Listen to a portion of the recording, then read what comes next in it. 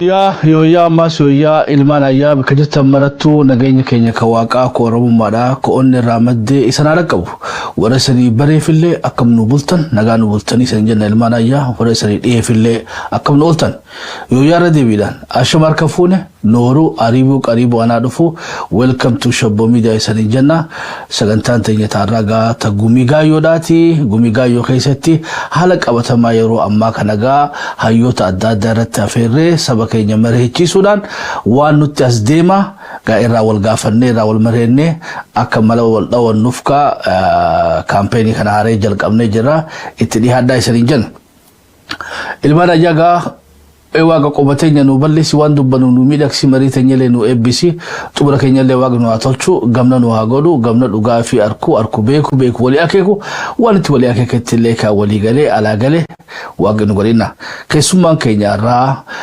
xinxalaa siyaasaatii fi akkanumatti illee ogeessa dippiloomaasiidha amma ogeessa beektee foreign relationiidha amma international relationiidha obbo Abdataa Omada qabanne sanii dhiyaanne jirra marii teenya taarraa keessatti kaa'u deebinee obbo Abdataa dangalatoo biyyannaani Abdataa mee gaafiin si gaafachuu barbaadu keessa yeroo ammaa tana keessatti siyaasni Toobiyaadhaa gara gaggalaa jira bifaas jijjiirataa jira kanaafuu sanillee akka nu asuma keessatti nu xinxaltuu barbaada yeroo ammaa tana keessatti ammaan dura siyaasni Itoophiyaadhaa dorgommii ootaati amma Oromiyaa fi Amhaariyaa fi Tigraahiyaatu gaa seenaa impaaritii Itoophiyaa keessatti wal dorgommii godhaa turanii walirratti qabsaa'aa turanii ummanni Oromoodhaa hoggaa 155 kana keessatti taraa duraa hoggaa 120 abashoota wajjin walirratti qabsaa'aa turre hoggaa 27 wayyaanee wajjin walitti qabsaa'aa turre kobatti jechuudha takkaatu seenaa teenya keessatti Amaaraa fi Tigreen akkanumatti illee Shaabiyaan gurmuu jaaratanii chaalenjiidhaaf yeroo nutti dhufan kun ka ammaa kun ka duraan natti fakkaatee hundee garuu baadhee mee odoo bal'inaanuu keessan seenne hawaasuma keenya waa qabachiisuudhaa fi burjaajii yaada kanarratti jira gurmuun Shaabiyaa gurmuun wayyaaneedhaatii fi faannoodhaa fikshina moo faaktii olola moo waan qabatamaa lafarra jiru adeeroo Abdataa Eddu galatoomi akkuma tuudhoofte siyaasni biyya sana keessatti deemaa ture karaa hundumaayyuu warruma kana harkaatti raafamni gurguddoon karaa adda addaa dhufaa ture kana duras warra nagaa booressu warra nagaa nama dhoowwatu qabeenya namarratti warra warraasaa ture warra wal fixaa turanii wal ajjeesanii aangoo walirraa fudhatu warra kuni wal buqqisanii bakka walirraa fudhatu waanuma kanatti ture seenaan isaanii achumaas dhufayyuu haa ta'u malee inni isuma ammaa kanatti waas deebine inni ammaa kun agartee hattuun gaafa waa hattuu hattee fiduudha malee akkamitti akka hirmaattu hirmaannaa sanarratti eenyutu irra qulqullummaadhaan walii hiraa fi rakkoon isaan jidduutti uumamaa sana baay'ee isaan tilmaamtu. Jarri kun hanna kan isaanitti namaan lolan kan isaanitti walis lolan yoo jiraate biyya namaa qabeenya namaa hatudha. Qabeenya namaa saamudha. Nama lafarraa balleessanii qabeenya sanarraa fudhatanii abbaatti ta'udha warri kun achumaa sufa seenaan isaanii. Haa ta'u amma inni ammaa kun diraamaa fakkaataa wanti kun immoo waanuma dhugaadha waliigalteen isaanii inni jedhamu kun namoota tokkoof ammayyuu wanti kun diraamaadha jedhanii warra dubbatanis hin jiru. Ani waggaa 3 moo waggaa 4 fuuldura miidiyaa tokko irratti haasa'ee ture dhimmuma akkasii kana. Waa'ee kaabaa kana qalbiin koo baay'ee itti yaaddaa waan ta'eef jala deddeemee dhaggeeffachaa ture. Informationii adda addaa karaa adda addaa walitti qaqqabachaa namarraas waa dhagaa haala isaanii kana sennaan ilaalu waan isaan walitti hidhu waan isaan walitti fiduu danda'u walitti deebisuu danda'u akka jiru natti mul'ataa ture. Walitti deebi'anii immoo bararraa baratti waliin itti hafuu isa sanas yaaddoon qabaachaa ture. Jarri kun har'a yeroodhaaf nama balleessanii ollaa isaaniitiin nama ol ka'ee dhaabatu hunda balleessanii ofii isaaniitiin waan danda'an nama saamanii ofii ol ka'anii mul'atanii nama gadi awwaaluudhaaf warra tattaafatu. Gaafa iddoo waa argatan ga'an qabeenya waa argatan deebi'anii immoo isaanumatu walitti deebi'a. Kanammoo fakkeenya yeroo darbe TDF wajjiniin Eertiraa fi TDF lola waamicha daboo Abiyyi kadhate irratti Eertiraan dhuftee TDF har'atti araaramtee dirree leenjii kennitee fi waajjira kennitee fi har'a waliin loluudhaaf deemtu kana. Saamicha burcuqqoo cabaan eelee cabaan illee toona fi warra guurratedha. Qabeenyi tokko toona fi warra guurratedha. Qabeenya isaa caccabaa akkasii silaasa gaarii isaa dhiisi waan danda'an waan humni isaanii fe'u fe'ataniiru mana buqqisanii fudhachuu fayyada dadhabanoo ta'e malee qorqoorroo irraa buqqisanii warra fudhatedha warra. Isa malee immoo hayyuu TDF qabdu yookaan immoo Tigraay qabdu hunda isaanii fixaniit gammoojjii sana keessatti jecha.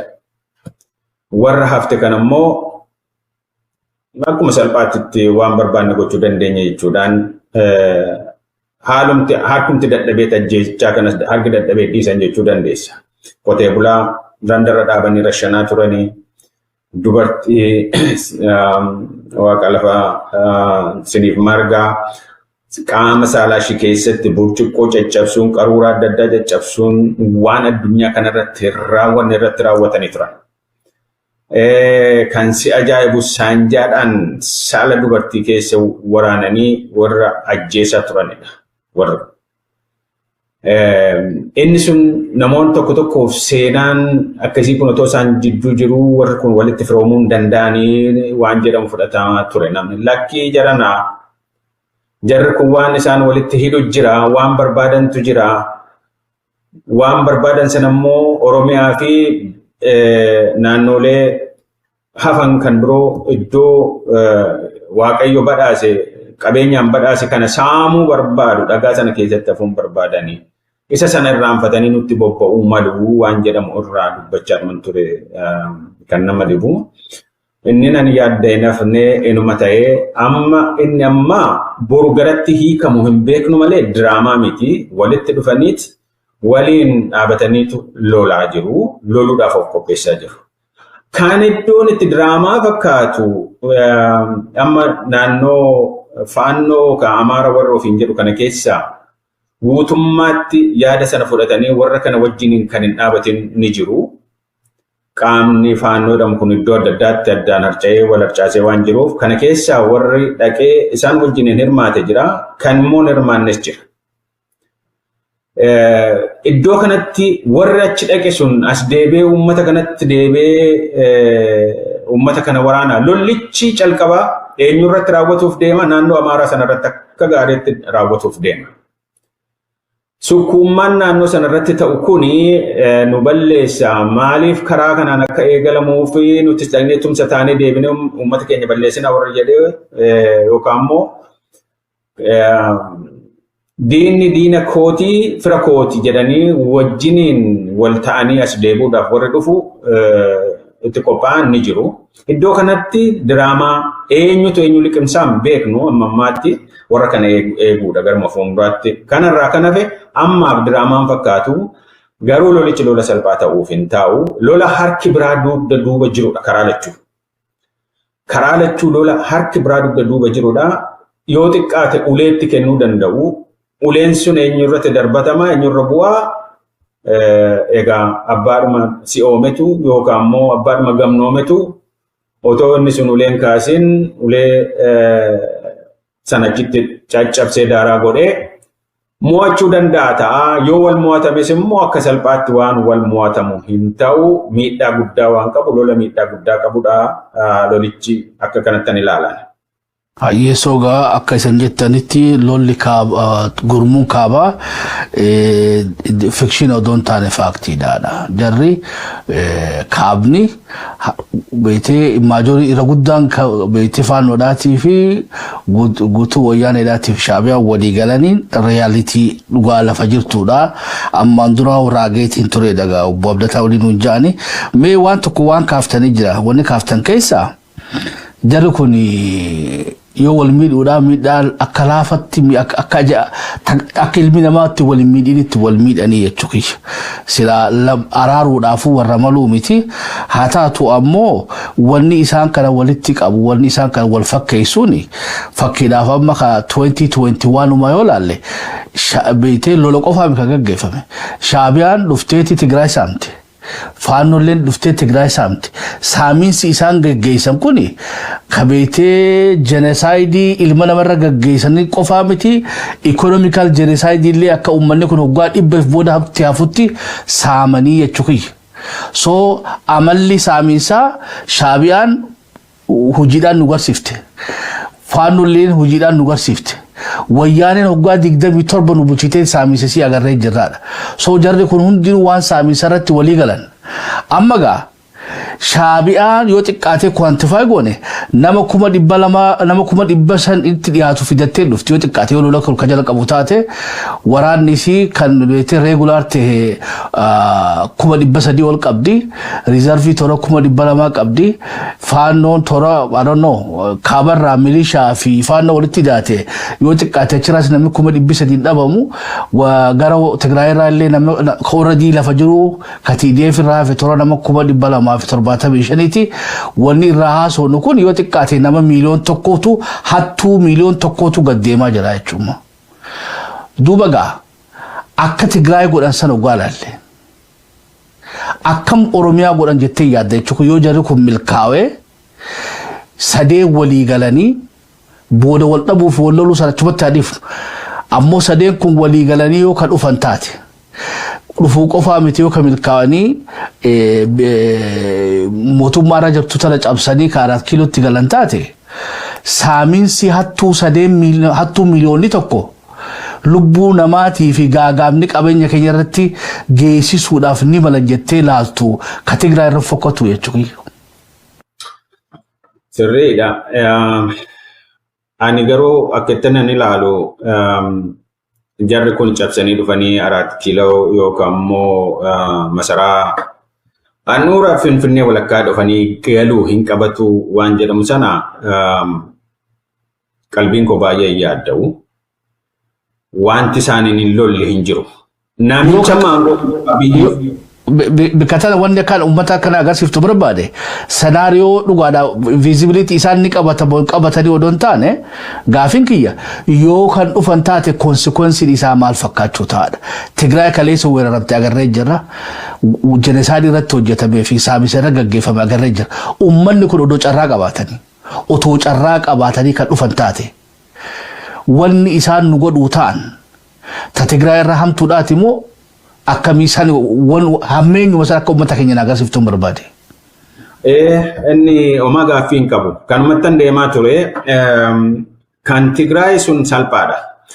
Amma hoo carraa argatanii xiqqoo ishii as siqanii hin siqanii hima malee yoo siqanii dhufanii gara keessumaa handhuura Oromiyaa Finfinnee kana ga'ani yoo danda'ame lafa buqqisanii fudhachuun hin danda'ama yoo ta'e jarri kun lafa buqqisanii fudhachuu irra duubatti hin deebi'an. Lubbuu namaa immoo jarri kun uumaanum isaanii achumaas keessa isaanii haadha isaanii ajjeesanii warra aangoo qabatan aangoodhaaf fiigan qabeenyaaf fiigan abbaa ajjeesanii warra qabeenyaaf fiigu qabeenya ijatti babaasudha bakkuma hundattu.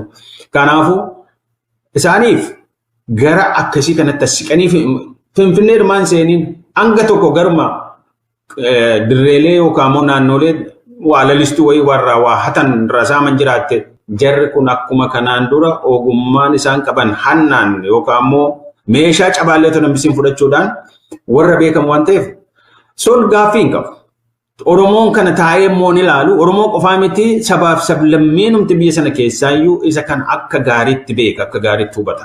Warri kuni eenyuufu ofiifuu warra waliif nagaayyan Eertiraan keessumaan namni kun edda aangootti dhufe yakka addunyaa kanarratti hin raawwanne amma ammaatti nagaamne kan ukkaamamee taa'u meeqatu jira.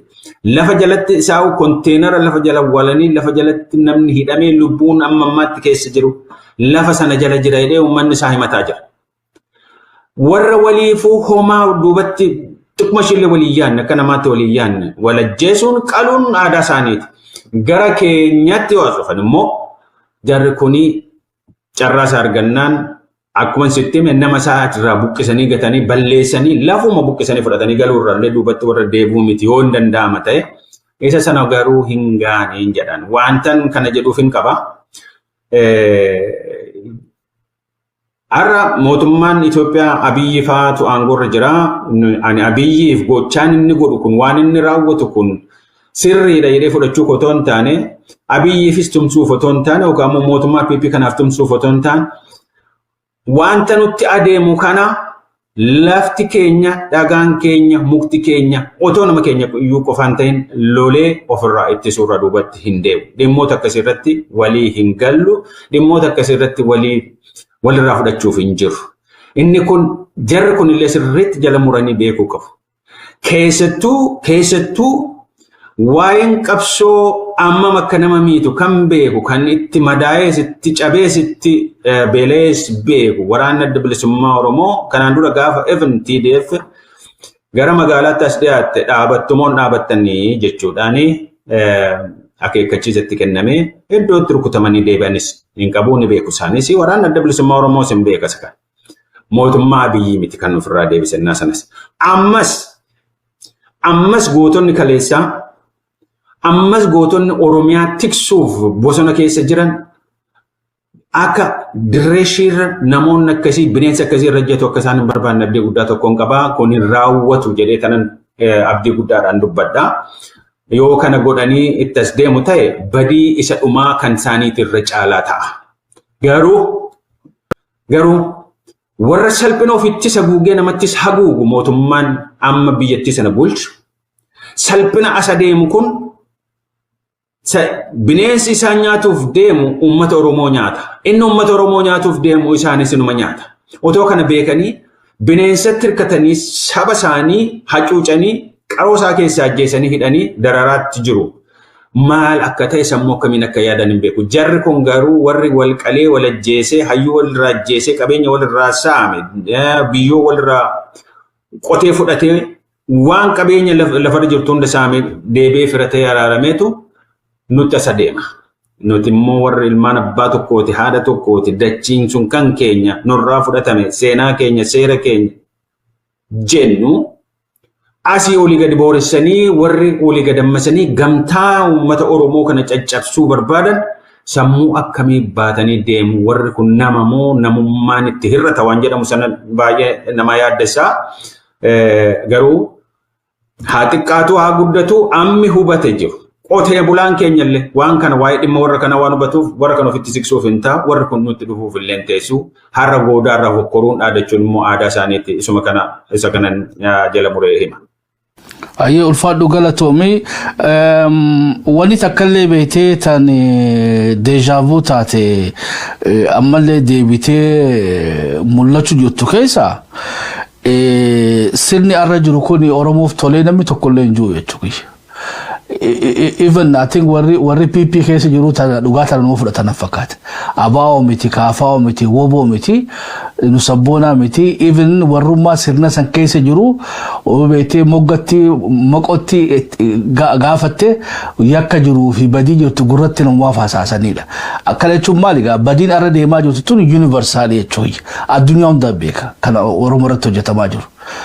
Ammoo duuba kaleessa wannummaan 2018 carraa dhuftee daandii irraa baase Oromoo qabachuudhaaf Oromoo beektee of jalatti bulchuudhaaf aangoo argachuudhaaf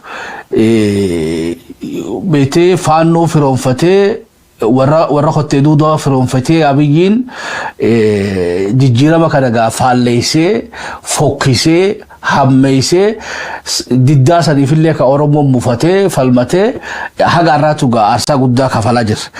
Dogoggorri Abiyyiidhaa irra guddaan waan biraa odoon taane irra guddaan ammaas irra caalaan irra cimaan dogoggora Abiyyiidhaa maali yoo kajannu taane jara kana gurmuu godhachuu. Duuba arra hoggaa torba booda gaafa inni isaan kana gurmuu godhate abaarree arra ammoo deebinee isaanuma kana ammas waan inni keessaa deebi'e nuti bikka isaa buunee isa jibbinaaf warra kaabaa firoonfachuun ni taatii jechuudha. Mal dogoggorri sarraa mal garaagarummaa qaba duuba. Inni gaafa beetee Milik masaratti galchee kotta duudaa beetee ija kuulee nutti bareechee Milik nurratti faarsaa ture sani eega dogoggora jenneen faannoo nurratti hidhachiisee nurratti wobbaasuun dogoggora eega jenneen Shaabiyaa fidee Oromiyaa keessatti nu qabsiisuun isaa dogoggora eega jenneen arra ammoo waan Abiyyiin gate beetee hattuu inni gatee arra wallolaa jirtu gurmuu san akka alternatiivatti fudhannee keessatti argamuun akka wobootti isaa ta'u akka ABO fi KFO'tti isaa taatu akka aktivistiitti isaa taatu viable alternative nuuf ta'a. Abiyyi jibbuun kaaba firoonfachuu haqa nuuf gooti. Walitti dhufuuf waan walitti dhufuu miti. Elaa warri dhaqee kaaba kanatti amma hirkatee achi dibbee rukutu tokkoffaa Oromummaa isaa irraanfadhu namummaan hir'uudha warri kun namummaan isaa hir'uudha. Yoom arguu danda'a madaa warri kun madeessan saba kana yoo ofiilleetti madaa'u baate. Madaa warri kaabarraa gadi bobba'u kun uummata kana madeesse yoomitti mul'achuu danda'a. Baruma baraan farda gaarii yookaan gaangee gaarii taanee warra kana baatee nu keessaan ni ba'u kun fidee uummata Oromoo irratti jigsa yoo ta'e. Uumaa wanni gochuu hin dandeenye miti uummata aadaa qabu safuu qabu waan qabsaa'uuf beeku dhugaan namaa hoo jallatillee dhugaa namaa deebisuu beeku uummanni Oromoo. Dhugaan isaas akka darbuun barbaadu uummanni keenya. Warra dhugaa jallisan warra dhaqanii Oromoo salphisuudhaaf achi jala foqoqan nagaatti jennee biraa galuurraa kan hafe uummanni Oromoo kana booda ofitti deebisee ani na'amani wajjiniin dhaabatanii loluun isa tokko ta'ee wajjiniin ta'anii mari'achuun sun Oromummaa keessaa isaan tufsiiseera. Warra kana wajjiniin waraabessa wajjiniin teessee mari'attee dhugaanatti fidduun jiru. Hattoota akkasii kan bararraa baratti nama kana balleessuudhaaf nama lafarraa dhabamsiisuudhaaf tattaafatan kana wajjiniin ta'anii mari'atanii saba Oromoo irratti uummata bararraa baratti dhiigaa jiru bararraa baratti bo'aa jiru kanatti daboo biraa kadhatanii fidanii dhufanii farda ta'anii baatanii dhufanii uummata Oromoo irratti jigsuuf warri tattaafatu kun uummanni Oromoo yoo taa'ee ofirratti ilaala ta'e maal jettaree qabsaa'oon amma qabsoo kanarra jiranitti amma lubbuun keessa jirutti warra kanas warra itti adeemu kanas ofirraa qolachuurraa wanti nama wanneedu hin jiru. Warri kuni maqaa isaanii dha'uun natti ulfaata amman. Maqaa isaanii dha'uun natti ulfaata. Fagoon naqiin Hacaaluun kana duutitti murteeffame Isaayyaasii fi Abiyyi ta'anii gaafa Hacaaluun sirbe yoo diddan qeerroon waama gaafa needu sana nyaara walitti guuraa turan. Akeekni karoorri akkamitti akka ajjeefamu yoom akka ajjeefamu eenyu akka ajjeesu kan tolche Isaayyaas wajjin wal mari'ate. Qaroon isaallee akka kanatti dhume beeku. Kanarraa kan hafe waraanni tokko naa raawwatu waraana mo'atame harka kennate hin ajjeeftu hin miitu. Nama kaatis namni kuni isa gaafa dargii mo'atanii galanii kana waraana inni Asmaraa keessatti bakka tokkotu jira achi dhaabee inni rashshane bokkaatu roobee jedhan gaaf sana bokkaan roobee dhiiga sana dhiqee lafti hin diimatees jedhee odeessa uummanni warri beeku. Warra amma kana naatoo waliin namaaf hin qabne warri kun waliifuu hin qabani nama biraatiif silaa yoomii. So warri dhaqee kanatti rigatu kun maalaa fiduuf argine si'a tokkotti hirkannee baratti baana jenne fira firoonfannee toon taane baratti baanaa baratti jala dabarra jennee argine amma akka nu miidha argine gaafa dubbiin kun dhiibee dhufee haalli gara dhumarra ga'u adda bilisummaa Oromootiin ba'aa yookaan balaa isinitti dhufaa waan jedhamu harka lafa jalaatiin akka olola fakkaatuun keessaan dhufaa ture jecha. Addi bilisummaa Oromoo gaafa achi ba'u jaalateetuma sardameetuma Abiyyi fa'aa wajjin yookaan mootummaa Itoophiyaatiin walii galee miti. Haala achi keessatti raawwatuuf deemutu hedduu jabaataa waan tureef addi bilisummaa Oromoo keessaa ba'uun atattamatti keessaa ba'uun dirqamatti ta'e. Kanatu jira. Amma otoo kan arganii warri amma dhaqanii achitti argatanii gariin isaanii warra qabsoo kana waan inni ta'ee fi miidhaan inni qabu amma akka namni itti cabe amma akka itti dhiige warra beekantu achi keessa dhaqanii nama jala ta'anii warra kana jala ta'anii haasa'u.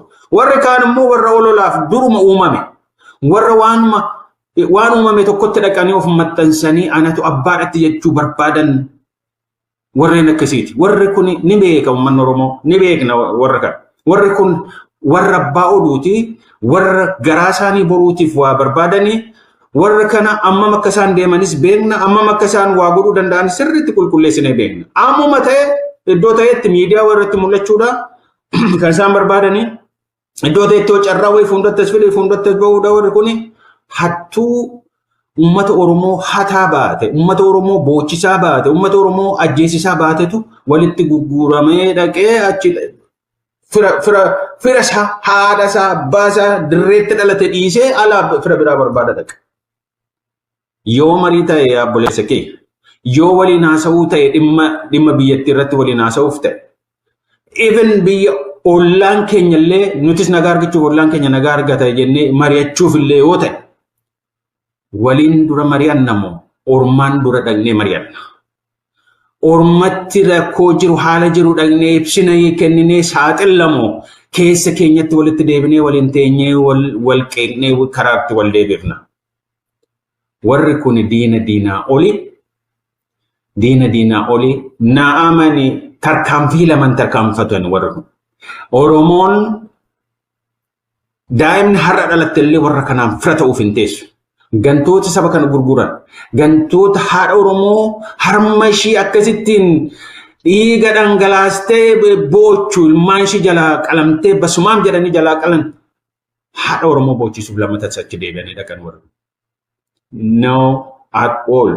Inni suni asumatti yoo dhiifneef wayyaa jarri kun tarkaanfii laman tarkaanfatan mari'achuu dhiisanii qilleensa irratti ol ba'anii qilleensa irra bubbisan uummata Oromoo waa tokko godhu konviinsi godhanii gara malleetti sheeppi godhuu hin danda'an. Hattoonni akkasii kun immoo asittis yoo as deebi'anii yoo Oromiyaan bilisoomteyyuu warri kun warra seeraaf barbaadamu.